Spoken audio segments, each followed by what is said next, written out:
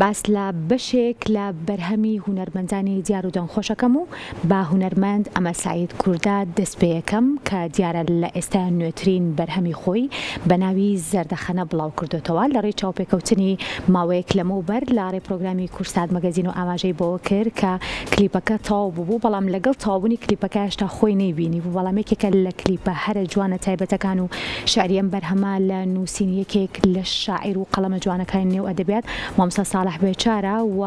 ئاوازێکی زۆر تایبەت و کلیپێکی زۆر جوانی بۆ کراوە و لە نێو کلیپەکەشە بەشێک لە کەسایەتی دیارەکانی شار و بەشێک لە هونەرمەندان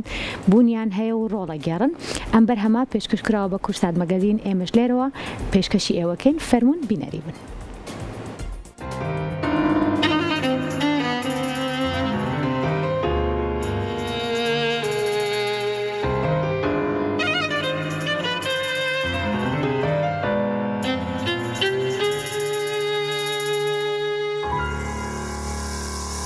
سەرنج دەدەم دەڵێ بەدەم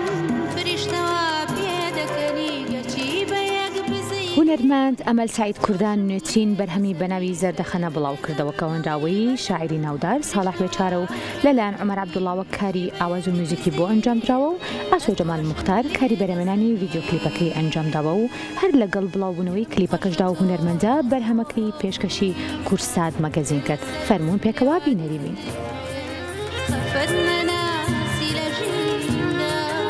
لەگەڵ شار